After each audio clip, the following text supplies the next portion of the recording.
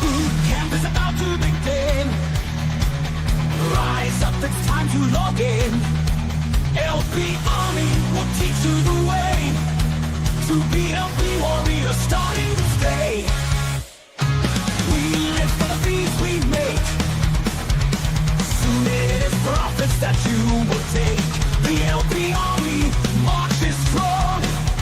The best in soul, and now we sing our song. We live for the fees we make. Soon it is profits that you will take. The LP Army marches strong.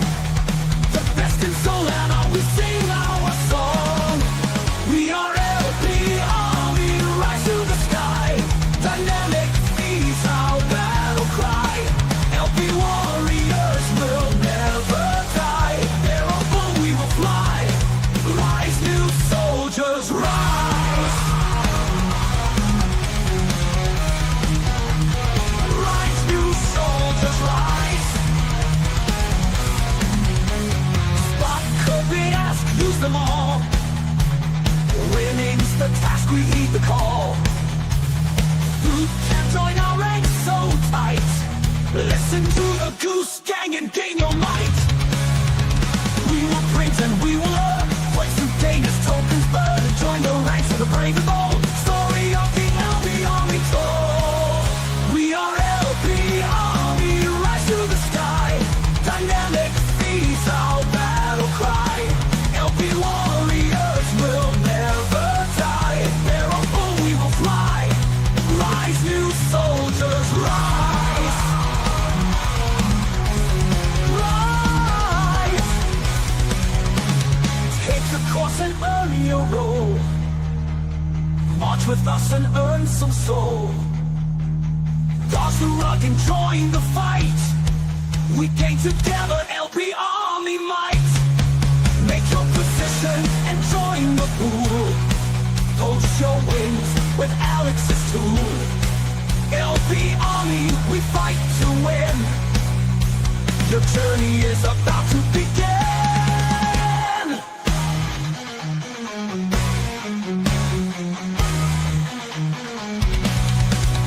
We are LP Army, rise to the sky. Dynamic fees, our battle cry. LP warriors will never die. They're on board, we will fly. Rise, new soldiers, rise. Take the course and earn your role. March with us and earn some soul. Dodge the rug and join the fight. We gain together LP Army might.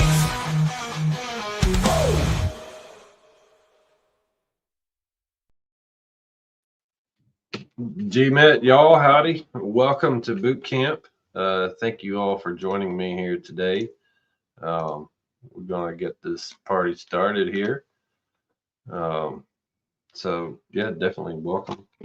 Let's rock and roll.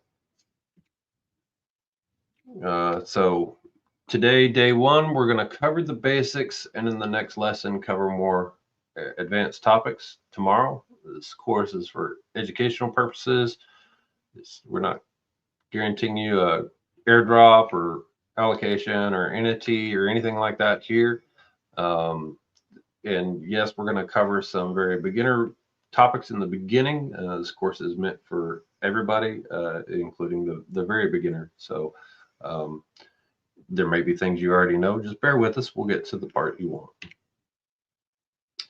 These are our prerequisites. We assume that you already have a wallet with a little bit of soul in it.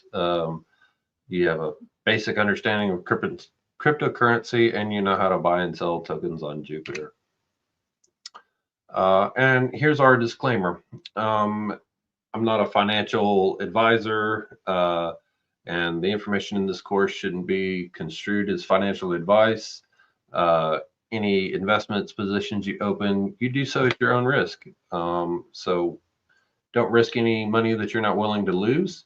And by taking this course, you're agreeing to these terms, assume all responsibility for your own actions, and agree to hold Meteora and the instructor's harmless for any loss of funds. So the TLDR is do your own research. So moving on, this is me. I am Heavy Metal Cook. I'm the Bootcamp mod. Been around for a while, mined Ethereum, and I started LPing out on Ethereum and Avalanche Chain before coming to Sol. I'm one of 3 leads with the LP Army, and of course a moderator, and weightlifting, cooking, heavy metal is what I'm all about here. Moving on, so we want you to get the most out of this course. Use the chat for questions. It's for you. Try and keep your questions to the point. I don't have any of my additional instructors here just yet, but hopefully someone will show up to help out with the chat. But I will do my best to keep an eye on that and answer any questions that pop up. It's a different time zone this time. I'm trying to show some love to our folks out there on the Australian time zones, that time of the world. It's about 2 a.m. for me. But hopefully we'll get some more guys to come help. Learn by doing. Try and follow along and practice with me if you can. You must complete both days of this course in order to graduate this course. That means, there's day 1 and day 2. You'll earn bootcamp trainee by completing day 1 and passing the test. And then day 2, there's a second part. If you already have the bootcamp trainee in the Meteora Discord, you don't have to complete this day 1, but if you don't have it, you do. And of course, I'm always open and welcome to feedback from you guys. If there's something in this course that we can make better or explain better or anything, please share it with us on the Discord. A lot of the changes that I make through Bootcamp all come from direct feedback that I get from people just like you. Okay, so now here I'm providing this QR code. Feel free to scan it. It's just some additional resources, additional reading, Meteora documentation, some community tools, some great Twitter accounts to follow of content creators, people with strategies, that kind of thing.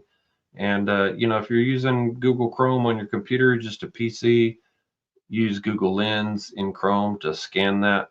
We'll show this again later. But like I said, it's just additional reading and resources for you. GMET Aussies, nice. Hello, y'all. I've always said that Australia is like the British version of Texas, and I mean that with the highest respect. Okay, moving on. All right, so we're going to talk about some DeFi terms here. I am not going to just read this slide for you guys. A lot of this you should know. If you need more time to come back and read this or take a screenshot, you can always come back and watch this recording. But a few things that I want to make sure that you guys do understand. TVL, total value locked. It can mean total value of assets within a pool, a protocol, a blockchain. It could be your position in a pool, and it's usually represented in US dollars. Volume, the amount of trading over a given period of time. So it's like the frequency. It's often given in the US dollar amount in the last 24 hours is how it's represented, but it can be represented in multiple ways. Volatility, this is a key term, the measure of how much a price of a token has moved up and down over a given time frame. So something that's very volatile, it's moving up and down on a chart quickly or very frequently. It's not just one steady motion or flat. Market cap, this is another very important term, frequently called the MC or the M cap, the total value of the tokens circulated. price impact, and market cap and price impact are very related to each other.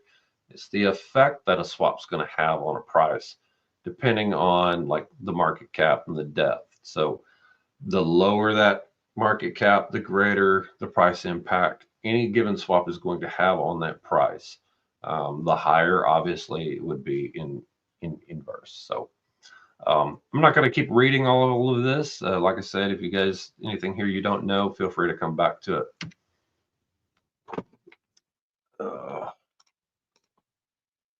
Okay.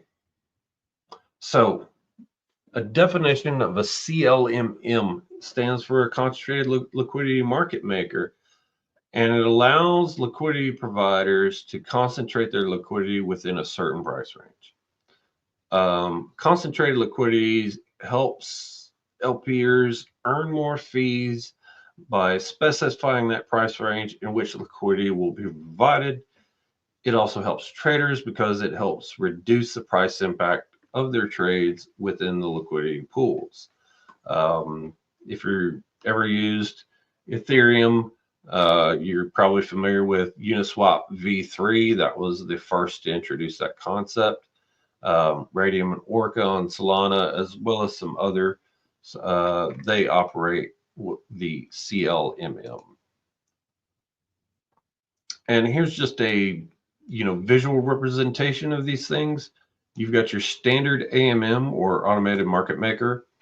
They're not the most capital efficient because your liquidity is spread out basically from 0 to essentially infinity. So it's just spread way out. Well, if all the price action is happening here between $30 and $35, all this liquidity out here on the sides, it's just not used.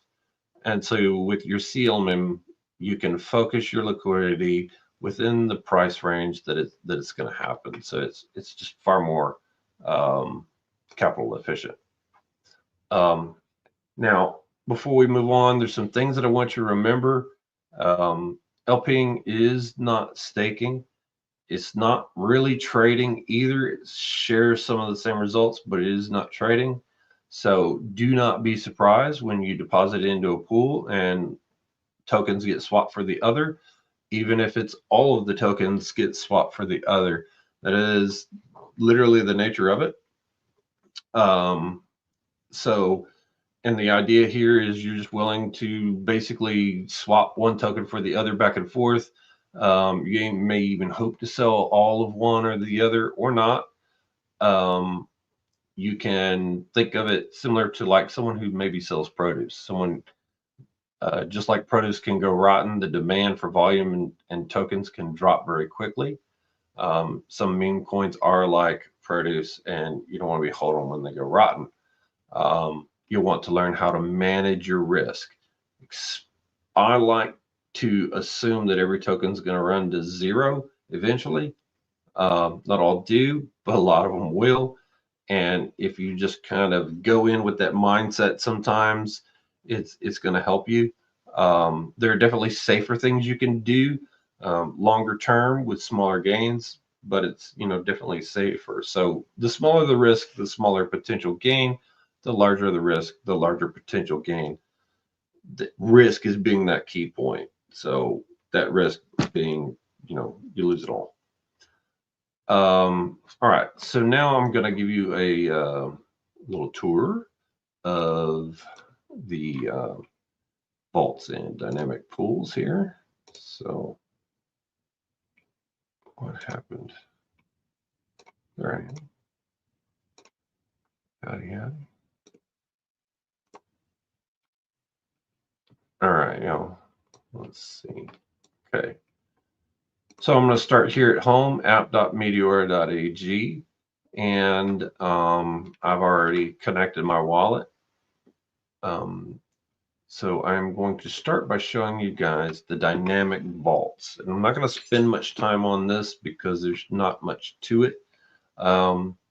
This is a place where liquidity, or not liquidity, tokens are deposited, and they are used in lending amongst these protocols out here like Kamito and Save and so forth. And so they're earning a return. I don't recommend that you actually deposit here. You can if you want. You will get some kind of return on it. You won't earn any like Met points or anything like that here. And there's probably better returns out there in the world, but there's a reason why I'm showing you guys this.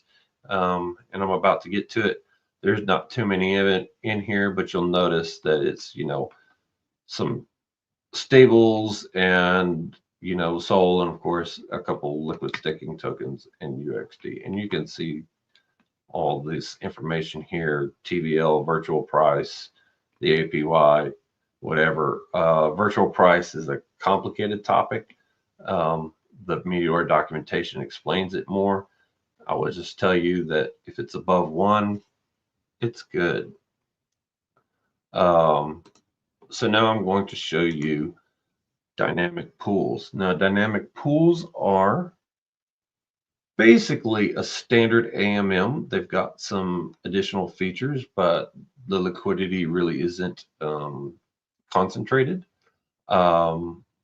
Whenever you come here, you can, of course, search for any token by the CA or the name. I recommend using the CA, and CA means contractor address.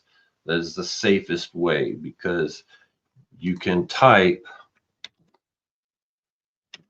the name of a token and you can actually find some scams out there, like this here, this USDT, this one, that is a scam token. So, it's a good idea to search by the contract address.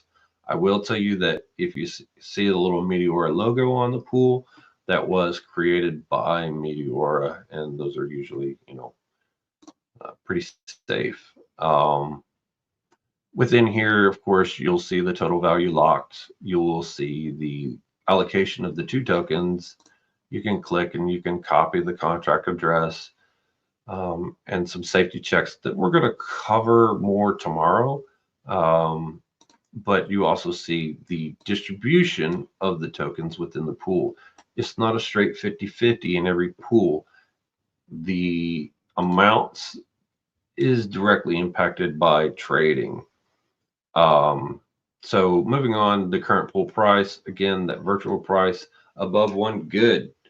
If you want to know more about the virtual price, Bootcamp resources, Meteora documentation, go read it. 24-hour volume. So that's just how much money has been traded through this pool in the last 24 hours. The 24-hour fee. So this is how much in fees that this liquidity and the TVL for this pool, over $8 million, has generated this much in fees in the last 24 hours. Well, we also see here the yield. What is the yield? The yield is from the vaults, which I just showed you a couple minutes ago. So if you deposit into the dynamic pools, this is also known as the DAM V1. If you deposit in here and it's got 1 or more of the tokens that are used in the vaults, part of that money is going to be used in those vaults for lending, and you will earn yield off of that. Okay, so it's like double ways to earn here. Liquidity provider fee, this is how much you get off of every swap that hits your liquidity. Protocol fee, for some dynamic V1 pools, the protocol fee is 20% of the liquidity provider fee. Not all of them are. In this particular one, the stables, it's 0. There's another measure here called the AMP, or the AMP. That's also very technical to explain. Again, refer to the documentation for that. Need to turn off. Sorry about that. Okay. You have some charting tools that you can use. It's on every pool out here. Take your pick. Now, to deposit into a dynamic pool, I'm just going to do a little demo of that. So I'm going to take just a small amount of my SOL here, just 0.1, and I'm going to swap it into, actually, I'm going to swap it into USDC. Okay, I messed that up. Let me just refresh here.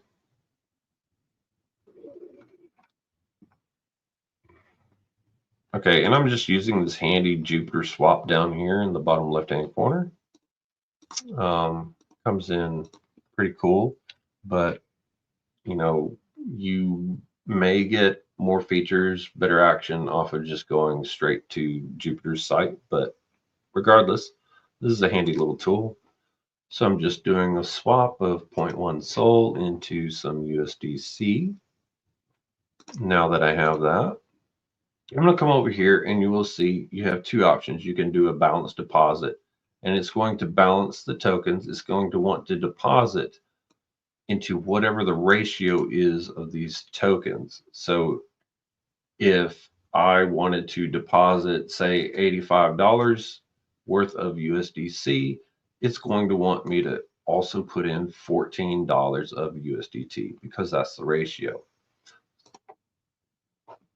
So you can see here it's doing that. If I uncheck balance deposit, it'll allow me to add just one of the tokens. What it's going to do here, and I'm going to demonstrate it, is I'm going to deposit just the $17 of USDC. And you see, there it is. I've got my deposit. But whenever I go to the withdrawal, and I say, give me all my money back, you'll see here that, well, now I have $15 USDC and $2 of USDT. So the pool automatically swapped tokens for me. Here in this, because these two are essentially $1 a piece, it's not that big of a deal. But if you do that on other tokens, you could lose money. So be careful with that. There is a swap function here. This is completely different than the Jupiter swap. This is swapping only within this pool itself. Not really recommended, but you may find some reason that you want to do that. But anyway, I'm going to show you a meme coin pool because they look just a little bit different. You can see here, this one, it's a 2% pool, and the protocol fee is 20% of that. You also see on here a new feature called Burn.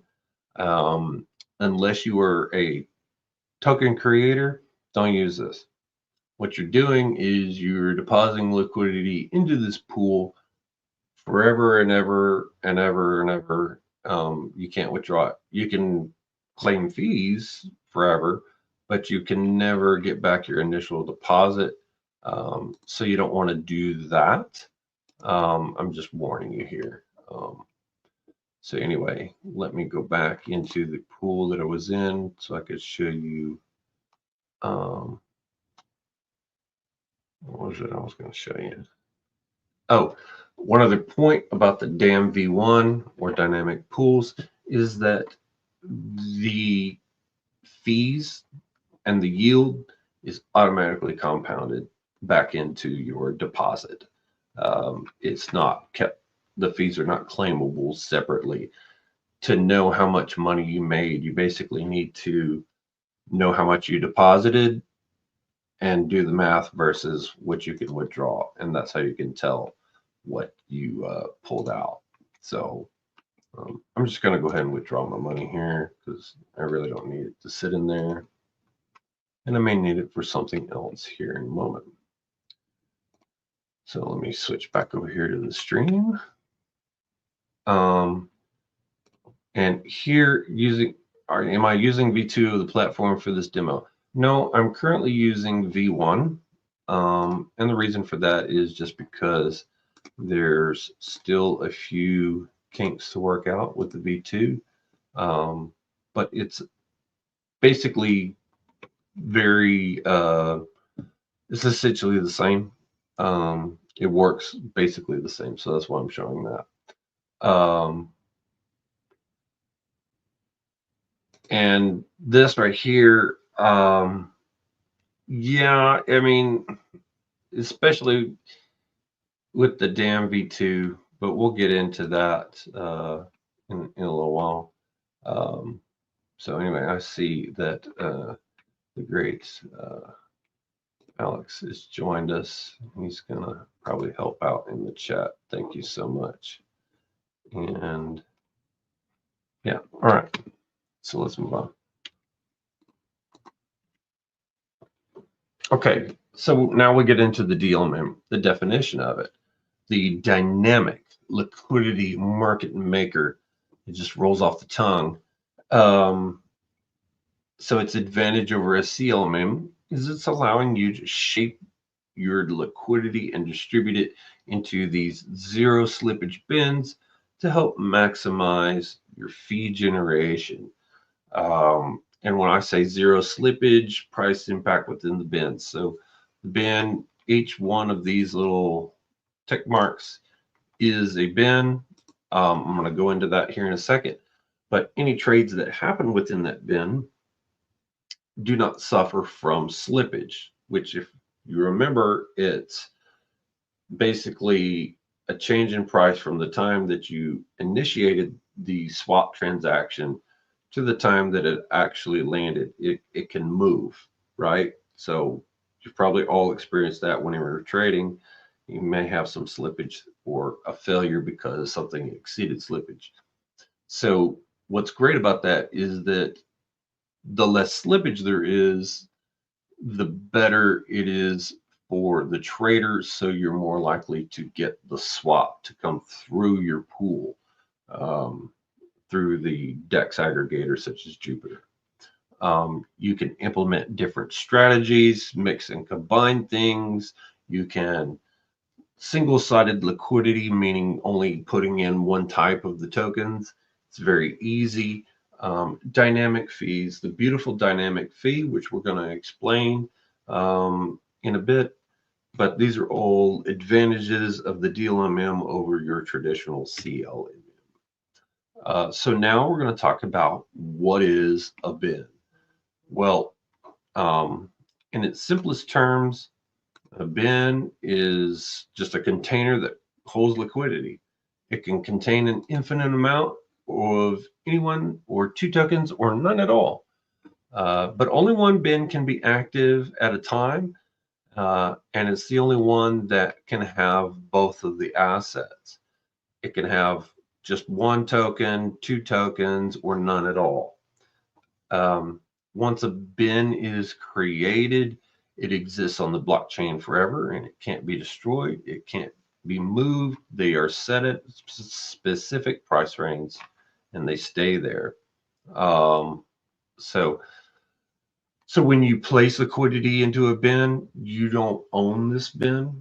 You're very likely sharing the bin with any of the other liquidity providers who are in that same pool with you. So you're all concentrating it together. And like here's a example. It's an old one, but two types of BTC here. You can see the CB BTC above the current price point, all that. The WBTC cannot exist in these bins until the price moves to those bins, and the converse there. So we can see that going on. All right. Okay, so that was more into that. What you'll see in the picture is, the colored representation of your liquidity in the pool. And then underneath, you're going to see your liquidity plus everyone else's. So down at the bottom in gray, you will be able to see how liquidity is distributed throughout that price range. In the pool, you can get an idea of what other people are doing or where most of the liquidity is lying at any given moment. So that's just a helpful hint there. Okay, so now we're going to talk about bin step. And the bin step, in the simplest terms, is the difference in price between any two consecutive bins. in Meteor, there's many different sizes of bin steps, and there are reasons for these, which, you know, we're going to get into that. But, and I want you guys to remember this, bin steps translate into basis points. It's essentially a decimal representation of a percentage. So here's the math, the breakdown of a 1 bin step pool. So that means 1 basis point, and that's 0.0001. Okay. To calculate the price of the next bin up, we take the current price. So here 1.0003, we multiply that by 1 and the basis points. So 1 basis point is 1.00001, and then the next bin is now that. All right, so someone here ask a question, does the different bin color indicate anything? Yes, absolutely. So if you look here, you will see in purple, that is, here's the 2 tokens at the top of this pool here, CBBTC and WBTC, okay? And here it's telling you that all the purple is the CBBTC and the teal or blue is WBTC. So this is how you can tell how much of one token or the other it's color coded. So that's what that means. All right, and so this question is a day 2 question. We'll talk about that. We are in the beginning, so hang in there. We'll get to you. I know we're going through some of the basics. So anyway, that is the bin steps. Here's another representation or an example of 50 bin step. Here's the math, you know, 0.123, and then the basis points was 0.005. So you do that math, and then we get to the next price. So that's the bin steps. And you can see here the pattern. It's pretty easy to just kind of do all of that, such as 100 bin step is 100 basis points. So that's 0.01. So now here we're going to talk about, we'll see here a large bin step is covering more price range with fewer bins. So a price of 169 to 169.25 in a larger bin step, maybe it only requires 2 bins to get there. In a smaller bin step, you'll need more bins to cover that same price range. There's advantages and disadvantages to both of those things. There's a reason why all these different bin steps exist. And we're going to explain this more. But here's just some more information for you here. Some examples of the base fee and bin steps. So what bin step you have in a pool, it's going to depend on the base fee. The smaller the base fee, the smaller the bin steps, and more liquidity is concentrated into a smaller price range with a smaller base fee. I mean, a smaller bin step.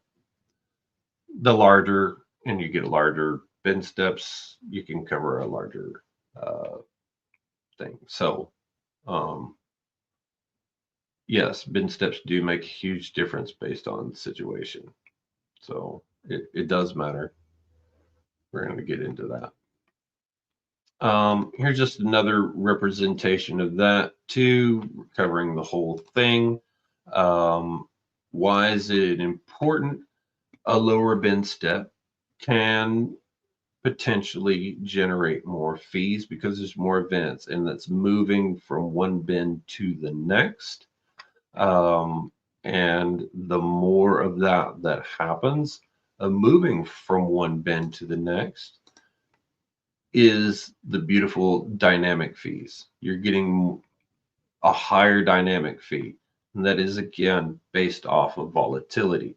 If you've got a price that's just swinging back and forth, up and down throughout your range really, really fast, this is like extremely volatile, and you're going to get a very high dynamic fee on that, which just means more money for you. There's risks with that, and so that's why that dynamic fee exists. But there's also reasons that you would want to have that bigger bin step, and a lot of it, in its simplest say, is you can cover a larger price range with that and not go out of range. Okay, so again, one of the advantages that the DLMM has over a CLMM is the ability to shape your liquidity. You can use just one strategy, or you can even combine these to suit yourself. The spot strategy is the most common, and it's basically just like depositing into a CLMM. It's flat. It works for pretty much anything. And I will tell you, especially if you're new and you're just starting out, when in doubt, use spot. If you don't know what to do, or you're not sure, or you really don't know which way to go, use spot. You will not go wrong with it. Curve. Once upon a time, it was the least used strategy, except for in stables, although some of that meta is starting to change, but there's risk with it. And it's here you're trying to focus the majority of your liquidity around a very specific price point. As you can see here, most of my liquidity is right here, with less out here on the fringes. It's there because if the price swings, I'll still get some money. But the max fee generation is going to happen here.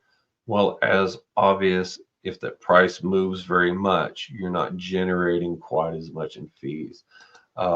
There's some very advanced strategies that include, it's very high risk to do that, but we're not going to go into that here today.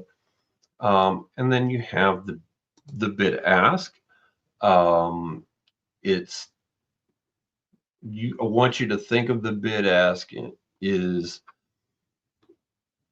buy low, sell high, right? So with the bid ask, if the price is going down, you're buying more of the token at lower prices, and whenever it goes up, you're selling more of the token at higher prices. So buy low, sell high. That's the way trading works, right? So that's the basics. Now we just talk a little bit about stacking strategies. So for example, a spot curve here.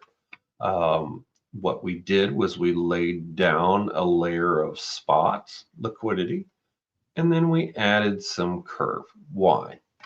Well, the reason is because, as you remember, if the price moves out here to the fringes, if you just have this curve, you're not able to earn very much because not much of your liquidity is there. By adding this layer of spot, you're still getting a little bit of fee generation by doing that. And same with, say, a spot and bid ask. If the price is down here in the valley, you're not getting that much. So while you may want to take advantage of the, say, buy low, sell high here, the fee generation still exists when it's down here in the valley.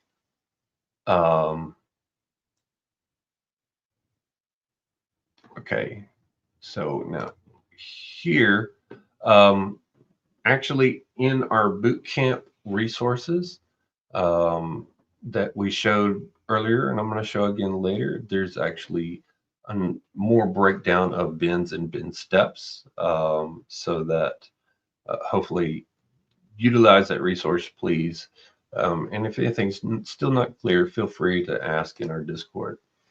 And yes, it did. Thank you for that. Okay. And here's just an important point. People will sometimes get confused on this, and I don't want you to be.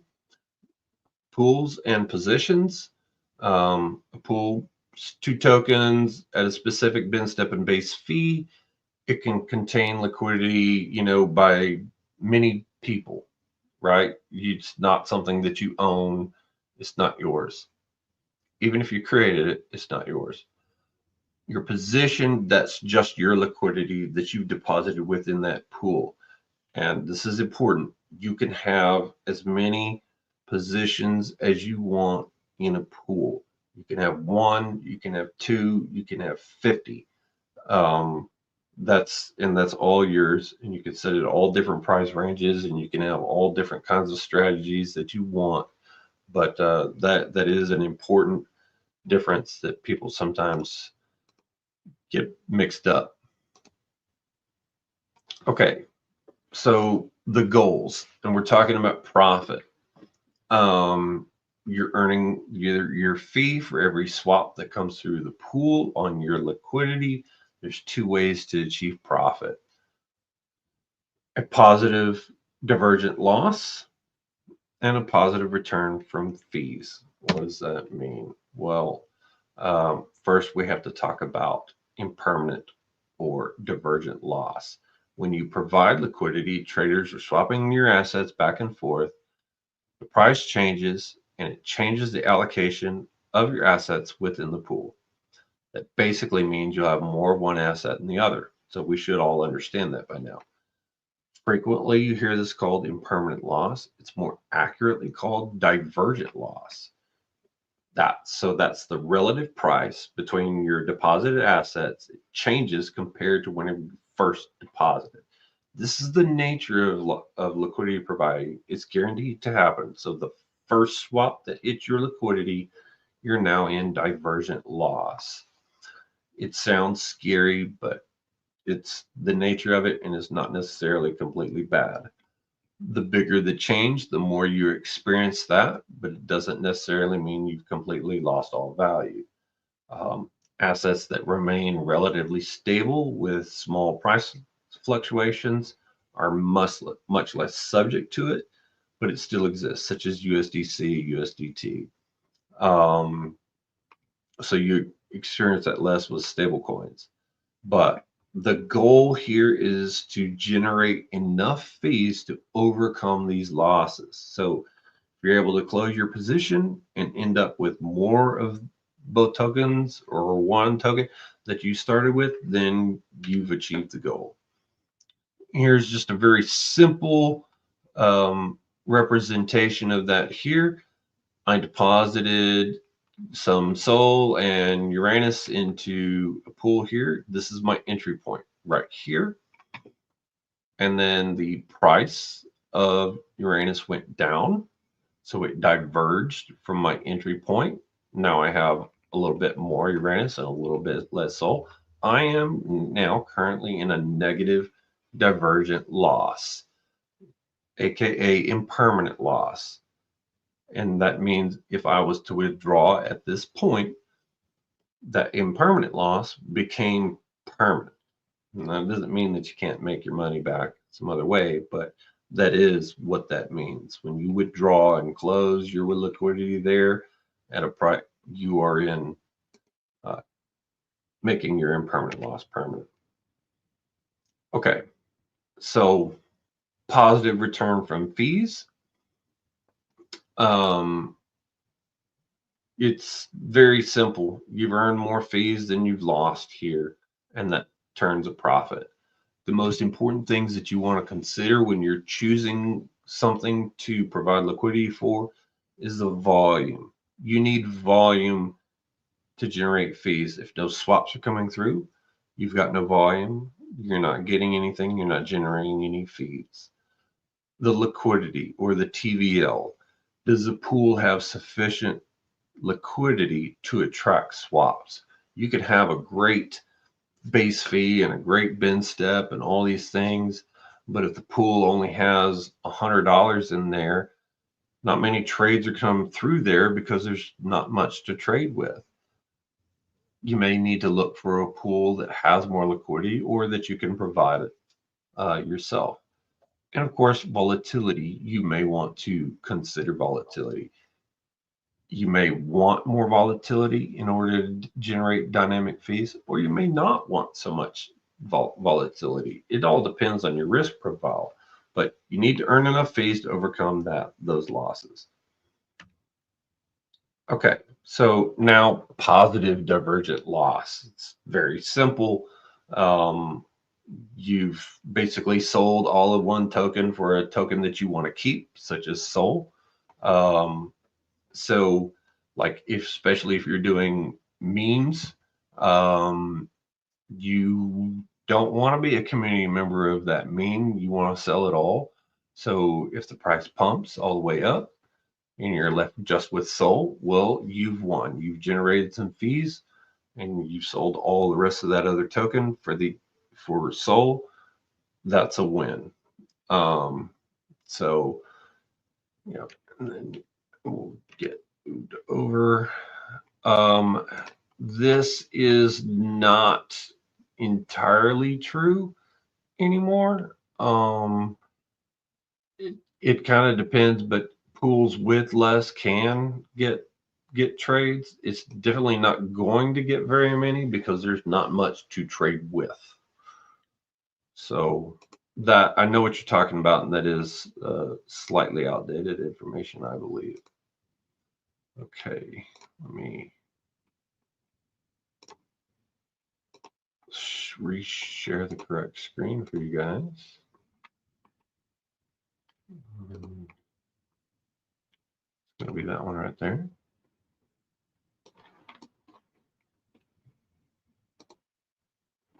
Oh, and I'm just gonna, I should have done this earlier and zoom in for you guys.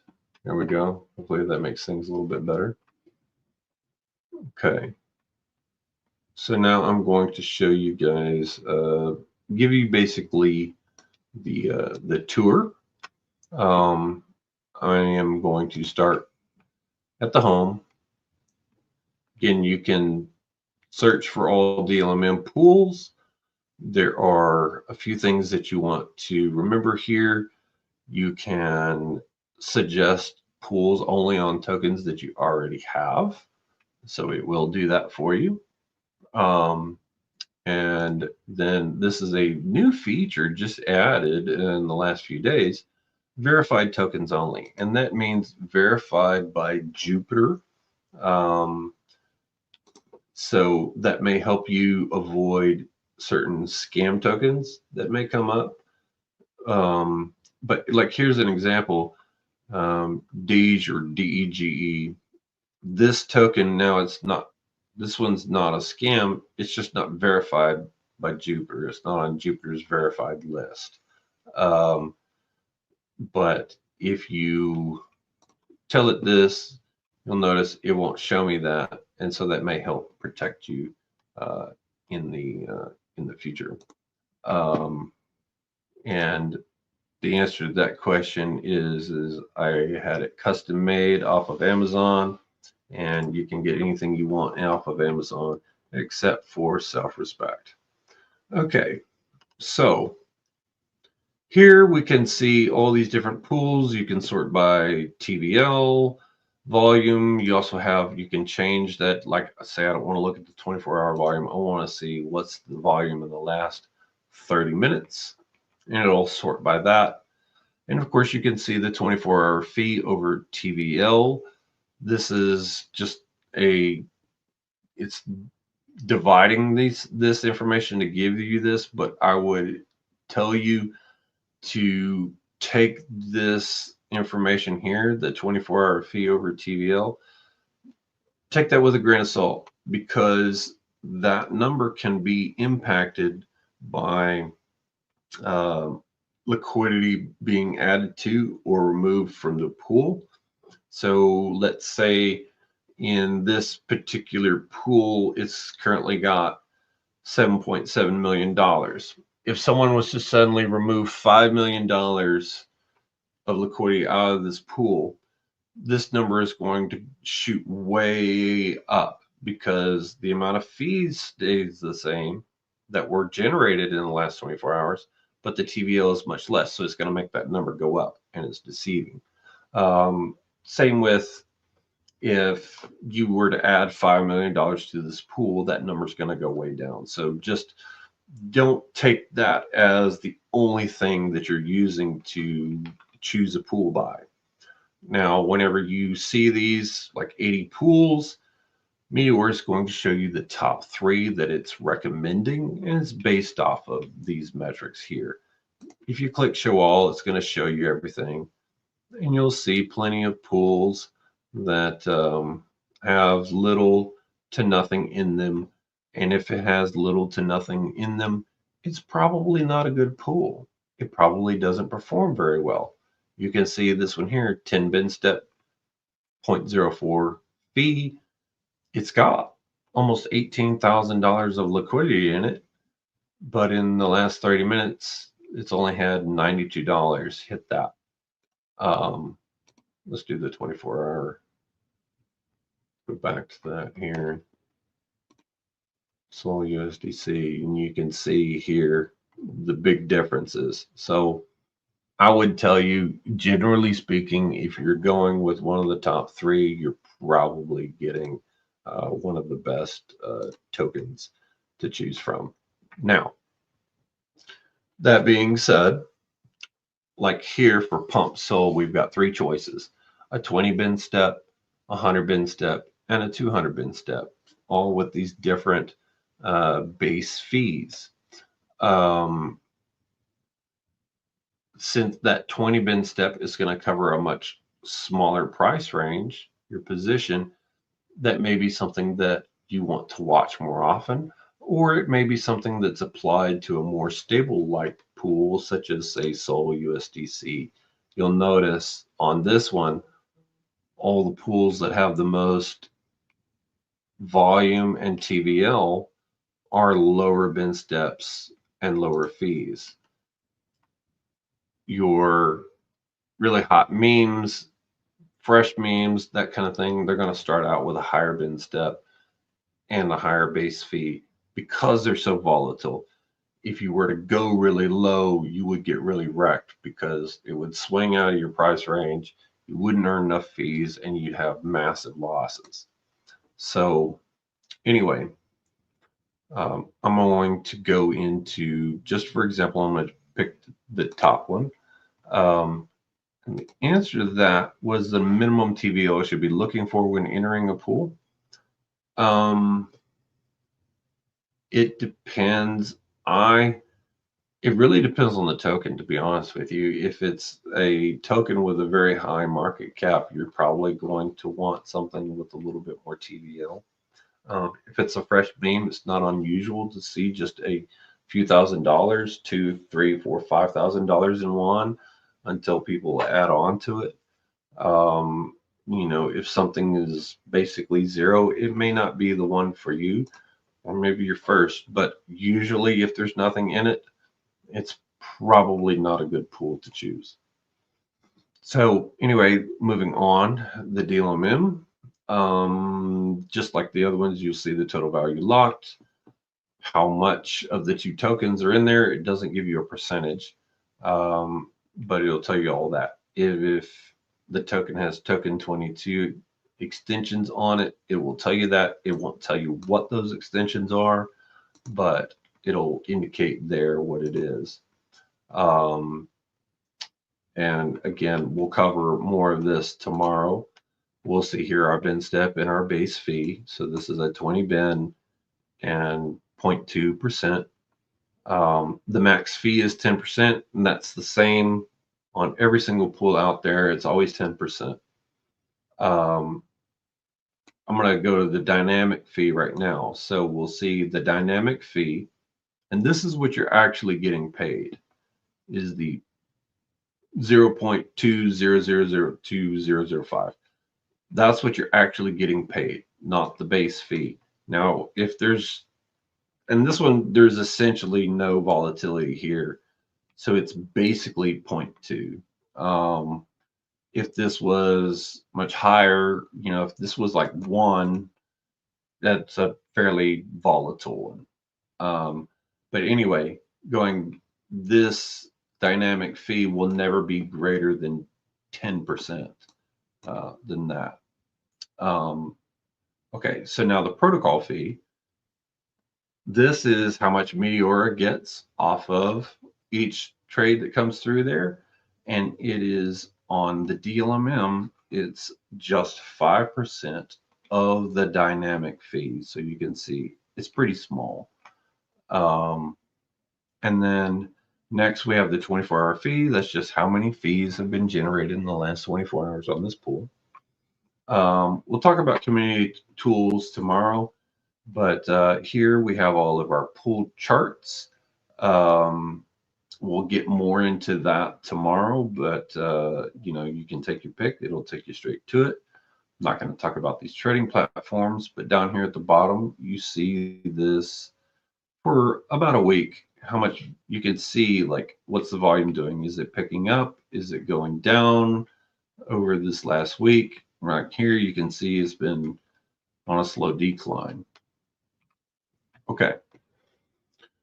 This again, that number can be greatly impacted by the liquidity being added to or removed from this pool. So there's the current pool price. If the current pool price is different than the average market price, it's going to give you a warning. And that can happen if there isn't liquidity at the current price point for it to move to, because the price can't change unless there's liquidity in range for it to move to. It can also happen because the pool isn't the best price. You'll see that quite frequently on, you know, fresh hot memes that have a higher bin step and base fee. And it's just because there may be a pool out there with a lower base fee that's getting some more of the trade, so arbitration has to happen. It's still good, but that's just a warning that you want to look out for. So let's actually do a deposit because it's easier to demo this with some money. So I'm going to take just a small amount of SOL and swap it into this token.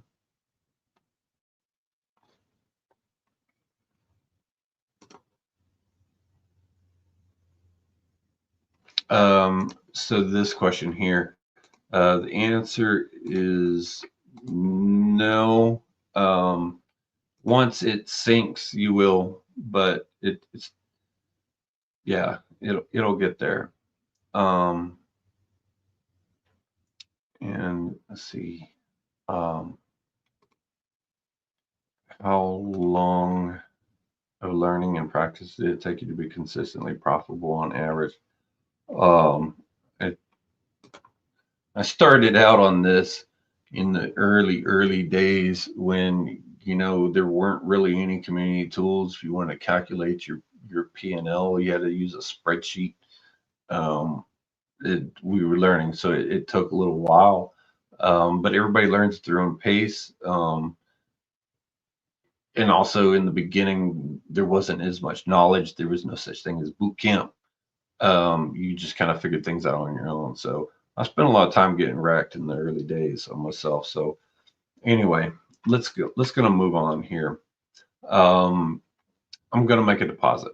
So right here, add liquidity. We have this setting right here, the liquidity slippage. You can set this to one of these amounts or a custom amount. That just means if the price moves from the time whenever you click add versus when it actually lands, if that slips beyond whatever percentage you've got set here, then it'll fail. So that may matter to you.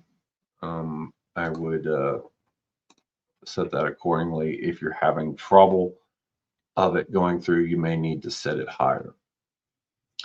So here we've got the autofill button. If I choose the autofill button, however much of this token that I choose, it's going to balance that with the other token. And this is a cool little feature right here. This button right here, I don't know if you guys can see it. It currently says 50%. There's max and there's 50%. But if I come in here, I can actually edit this and say I only wanted to put in 20%. Now, whenever I hit that, it's going to automatically calculate that for me. It's a super cool button. So let's just say I want to put in 20%. And just for now, we're going to say spot strategy with this. Here, this little slider, you can move this. You're not moving the price point. What you're doing is you're changing how much percentage up and down from that price point. So you see, if I move the slider way over here to the right, I'm making more room down, or 12% down in this case, and only 0.8 going up. And if you see, I'll slide it this way, you'll see that it changes those numbers greatly. If you get this all messed up, you can just hit reset price and it'll recenter it. The price doesn't change. It's just how much liquidity you're putting on either side of that price. The maximum number of bins for any position is 69. The minimum is 1. So if I was to move this all the way down, you can see I can really tighten this. This is really not recommended doing all this, but that's for the demo. If, say, you think, you know what, I think there's more potential for this token to go down than up, then you might want to do something like this. Or vice versa, you may want to do something like that. But for now, for the demo, I'm going to just show you guys. Oh, and the other thing that you can do here is you can define these prices. So if I was to say, show me 2.5, and then you'll notice that it changed it for me there.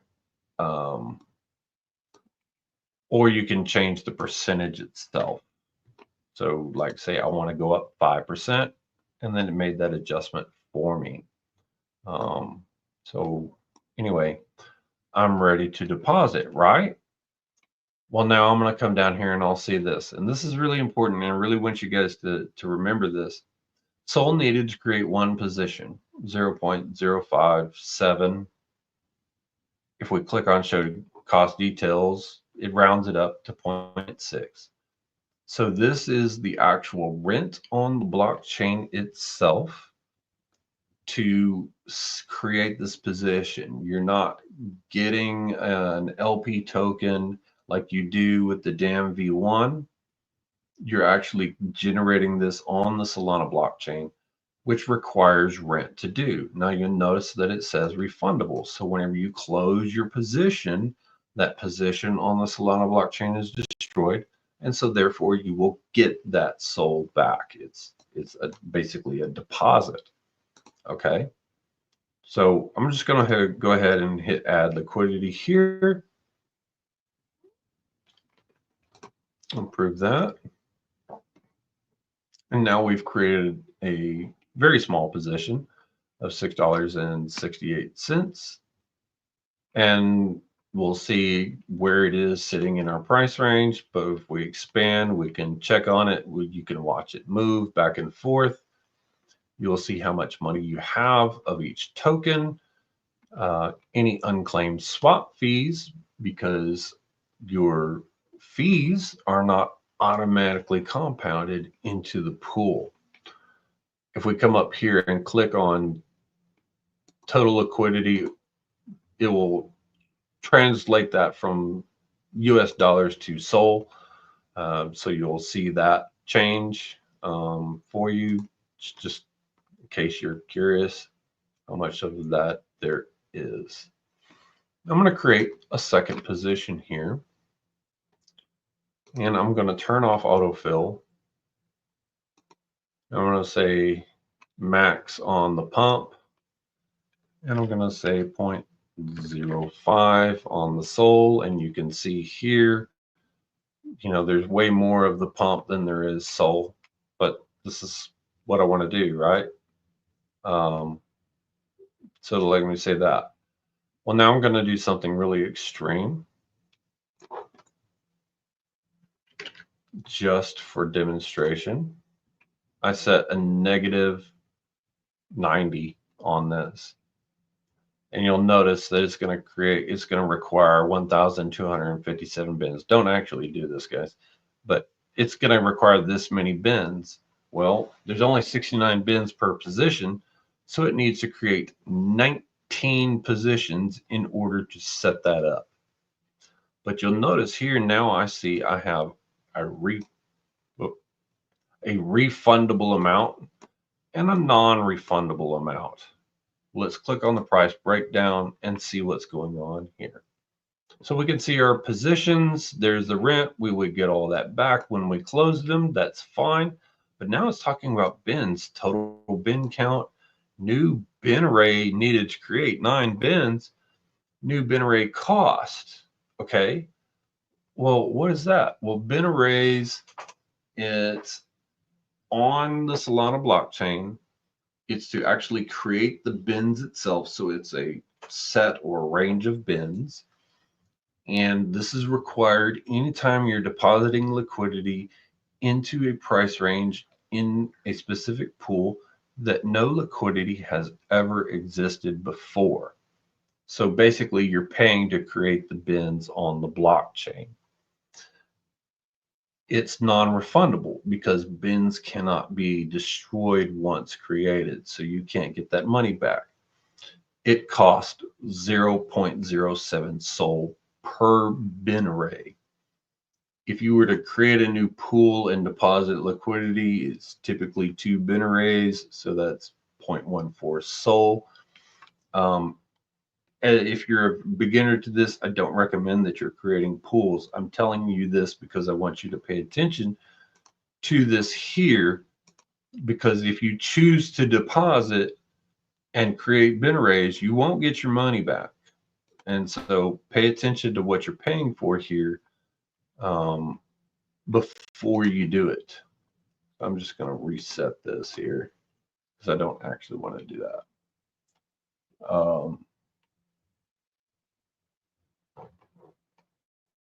So here, I'm going to make another position just for fun. I'm going to put all of that in there. I'm going to go one-sided, and I'm going to say, give me bid ask, because I bought this token and I'd like to sell more of it at a higher price. I'm going up only 14.5%. I'm double checking here. Okay, only a refundable fee. I'll hit add liquidity.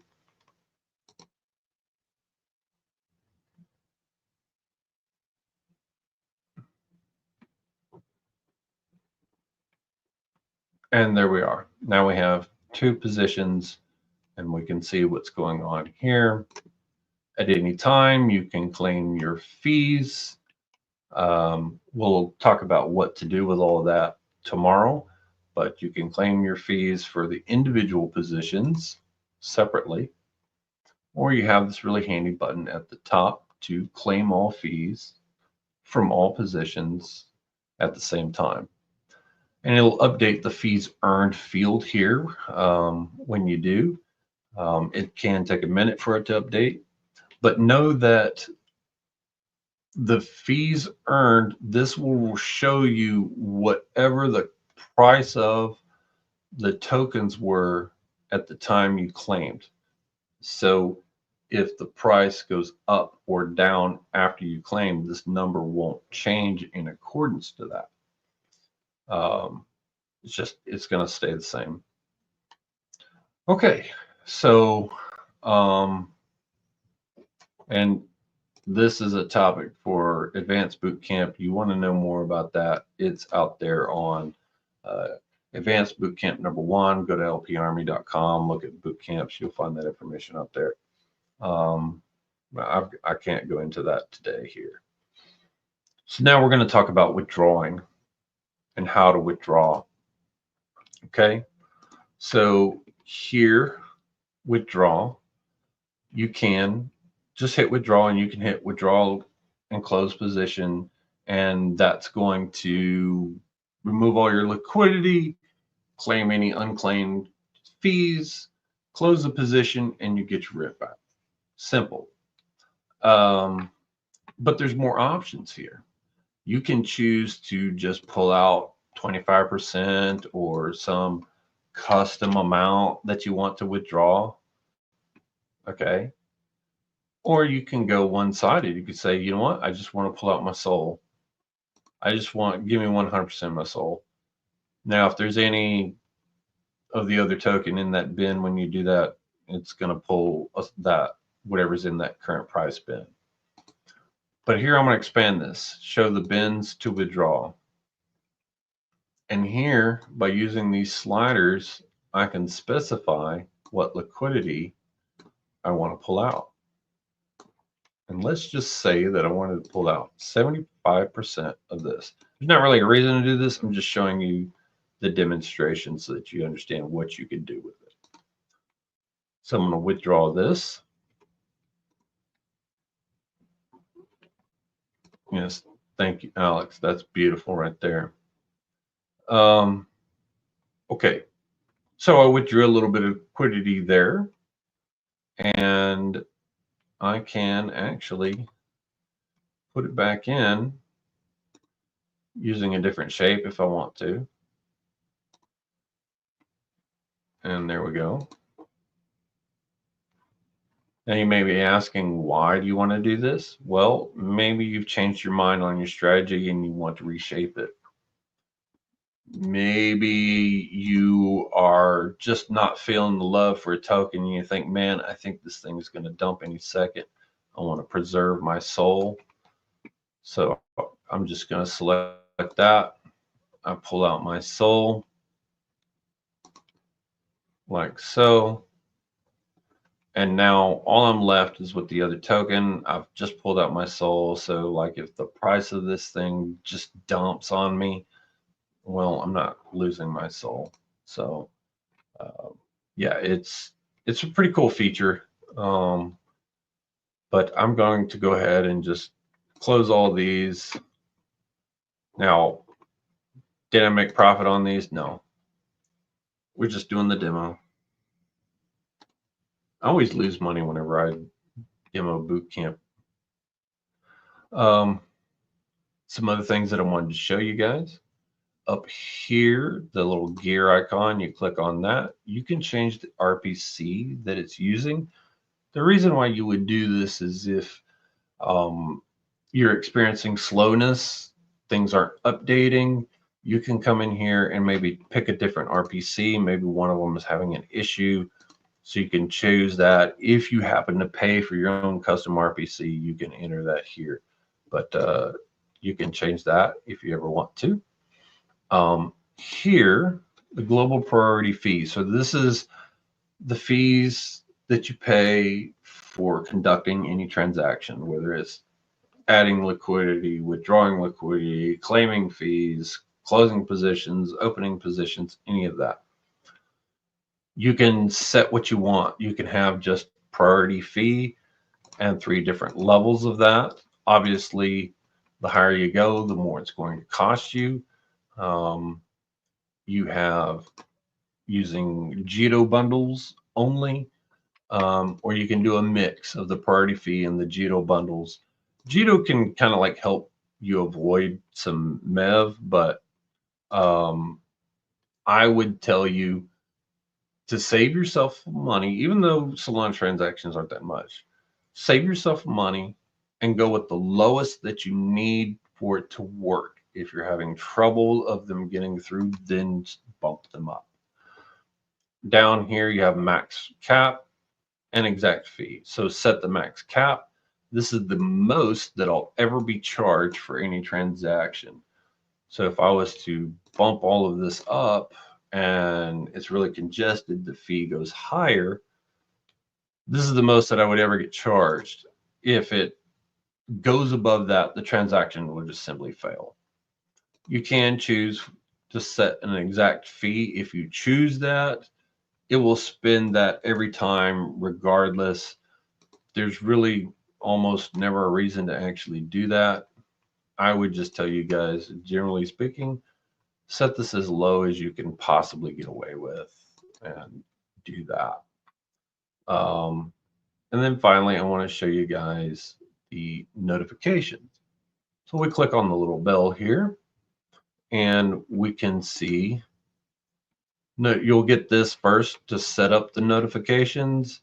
So your wallet, if you want to get notified on Telegram, this is where you enter your Telegram username and you'll go through the process. It'll take you to something to set that up, or you can get it to your email and it will notify you within the app itself.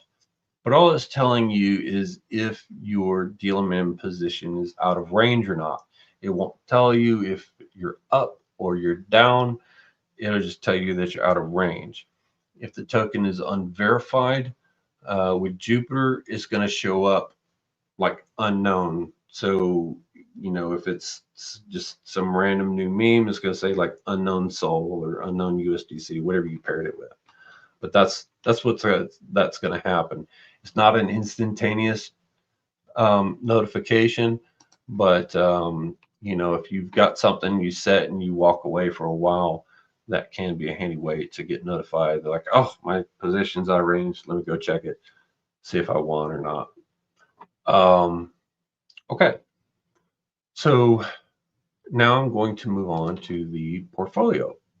We click on portfolio and here's a wonderful place that you can see all your positions in one spot, your total amount that you have deposited, and then it also breaks it down by the product type. So DLMM, dynamic pool V2 or V1, any unclaimed fees. If you're looking here, you'll see like our positions. If the position is, if it's green, you're in range. If it's in yellow, you're out of range. And it'll tell you here how much you have in unclaimed fees. Let's just look at this position here that we have. So it's a small one, right? Not much in it. Let's set it up a one-sided bid ask because I just wanted to buy more of the token at a lower price and higher. So this is just a way that I can go and find these positions and interact with them and go back to my portfolio here. So yeah, that's that. Okay. I don't think I skipped anything. I see Phobos is around and some other guys. Is the global priority fee for doing swaps in Meteora. And I am going to assume that you're talking about this Jupiter swap. And the answer to that is no, it is not. Let me actually go in there and see if it shows me something different. You used to be able to change that, but now you can't. If you want to make changes, you'll have to go just use Jupe. This is for landing the transactions here. At least I could be speaking wrong. I don't think that Jupiter integration uses this. It didn't used to. But you know, that's a good question. I should probably ask the team about that. Joe. Okay. All right. So let me go back to our presentation and see what's going on here.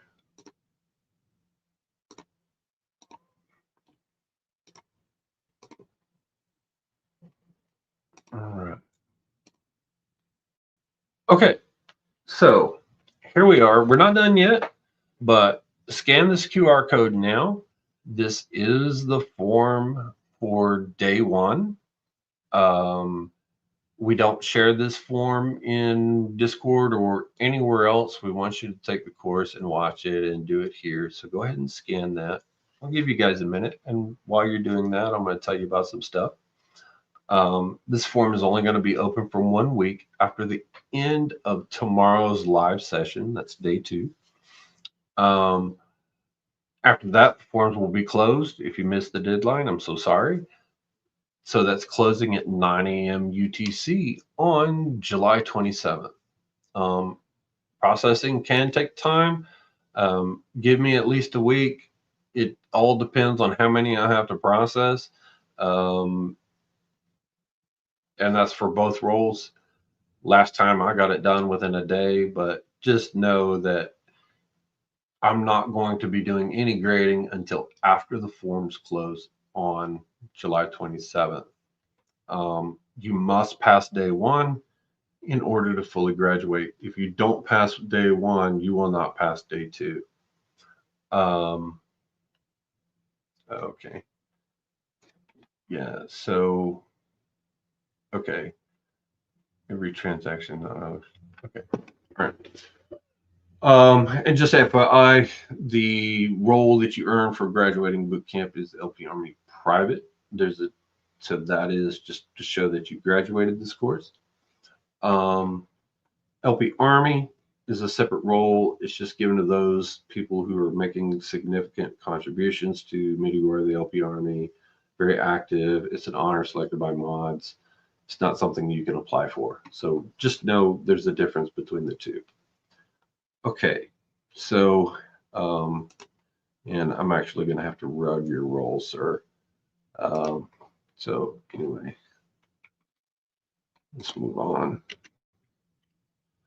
Okay, so just another breakdown of the roles with, and this is on the Meteora Discord server, not the LP Army Discord server. You have at the core the team, the LP Army leads. There's 3 of us. And then we have our LP Army mods. You'll see these guys in channel. They all got LP Army mod after their name. They're there to help.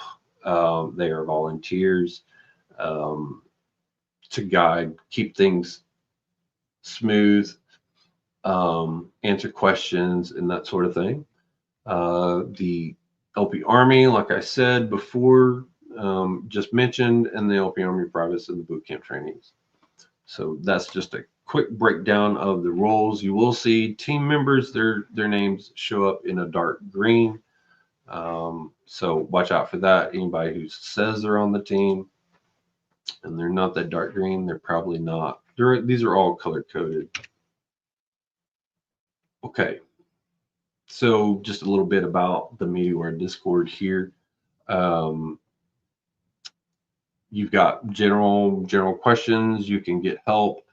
You can open a ticket. This Discord is for about the product itself. So if you're having an issue with the product or you have a question, if you want to join in a conversation about the product, this is the place to do it. Just, of course, watch out for DMs from people, stay safe, report anything like that in the report scammer channel. There's feedback channels here for product feedback. So if you find a bug or, like, I wish this worked this way, that's the place to give that. And we also have some language channels. So if English is not your first language and we have a language channel for you, you can meet people there that do that.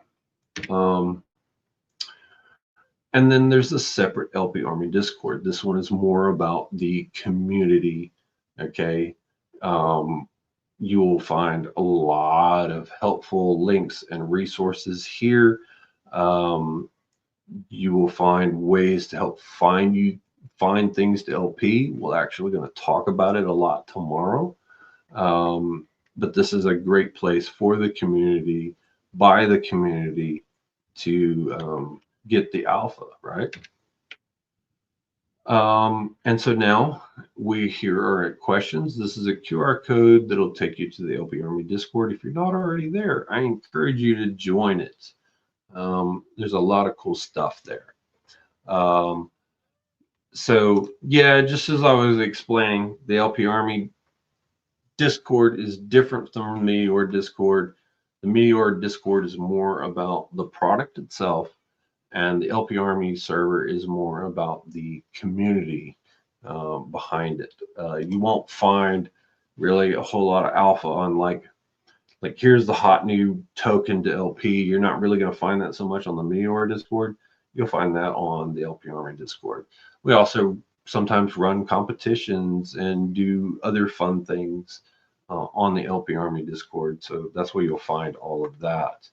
And thank you. Yes, I appreciate that you appreciate that. Okay. Mass. I'm a launcher when I realized it was cheaper to buy it on the no. It's like arbitrage, and I don't really mess with that, to be honest with you. And well, we got through this in less than 2 hours, less than an hour and a half.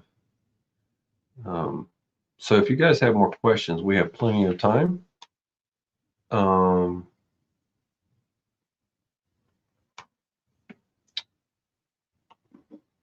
If you guys have anything, I'm here for you.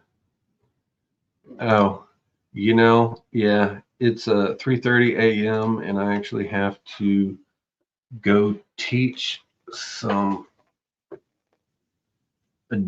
non-crypto things here in a couple hours in a few towns over. It's stuff for kids. Not that anybody cares, but no, there's no sleep, man. Help for people building tools. Yeah, go to lparmy.com. Let me actually put that up here on a banner.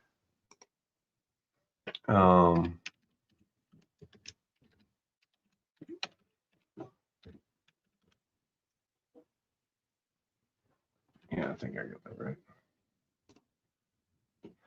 So go there, and if you're developing a tool, there's places there where you can go and submit that to have somebody maybe evaluate it, take a look at it, give you some feedback. This is how, like a lot of community tools, they may be supported, or and by support, it may be a small grant. But before we put it out there and say, hey, LP Army, here's a cool new tool, we vet these things, and there's a whole guy and team that do all that stuff. But go there, check it out. There's some information for you that you'll find to do that.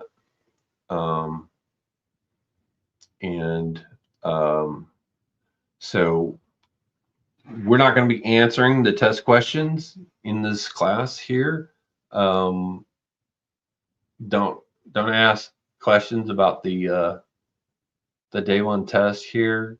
If you need to review the video, please go do that. But I've made sure to cover everything in here, so it's all in there.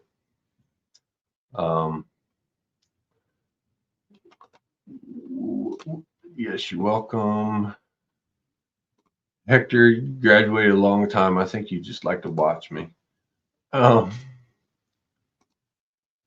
When do you want to use the bid-ask strategy? Well, we're actually going to talk about that tomorrow. And really, like, you want to use it maybe if you think, okay, I think this token is going to go down.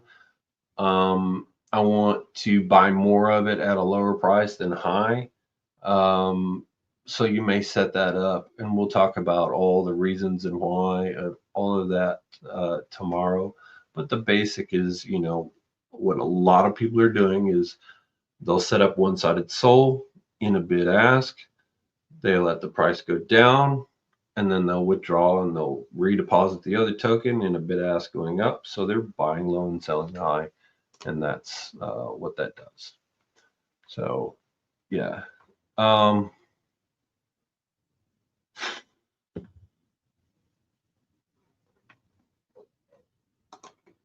Okay, so I'm going to go back. Oops. So there it is, just for a second, the day one.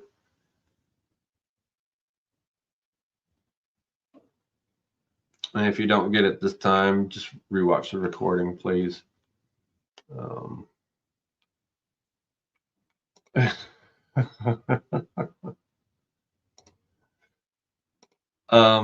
Yes, there are tools for that. And in the LP Army Discord, you'll get more information about those. I messed up here. You'll get more information on those there, and we'll talk about some of that stuff tomorrow.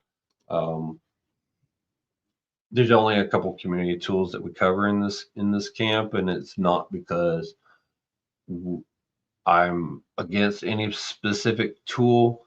There's a lot of really great ones out there, but Bootcamp is, I can't cover every possible tool, and I don't want to show a lot of favoritism. I have to be very choosy about what I show, because otherwise this is just the community tool showcase, and that's not what this course is about. So yeah, and keep in mind that the purpose of this course is to get you started. When you finish this, there's still plenty for you to learn, but hopefully you will find yourself in a position where you're not totally lost, that you can start earning, and before you know it, you will be changing your life, hopefully. Buying cool things that you couldn't before. Maybe do this for a living. There are people who do this for a living, so that's awesome. So yeah, and we still have a ton of time. Normally, I would go into the LP Army Discord and open up a live chat right after this for Q&A, but we still have tons of time here.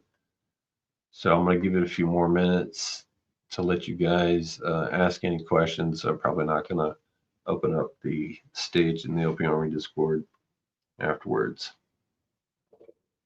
I want to thank Phobos for coming and helping me with Q&A today, and Alex in the chat, and other people who showed up to help me answer questions for this.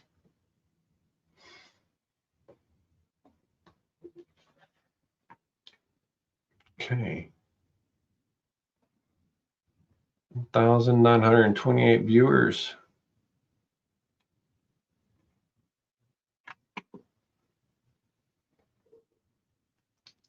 And I don't see any more questions, so I'm going to go ahead and end this early. We'll see you tomorrow, day 2. We'll get into the more advanced stuff. We'll see you there. And again, if you have questions, feel free to come into the Discords and ask. We're not going to answer the test questions in there, but yeah. So Evan, if you're having a hard time doing that, I will tell you, watch the recording. If you're using a PC with Google Chrome to watch it, try Google Lens, or do your phone. I did test these, they do work. So I'm not really sure what problem you're having, but they do work. Just watch the recording. You've got a whole week. There's plenty of time for you to do it. Yeah. So anyway, that is it. We're going to end this with our out song is Weekend LP Warrior. So I thank all of you for coming out today, and y'all have a good one.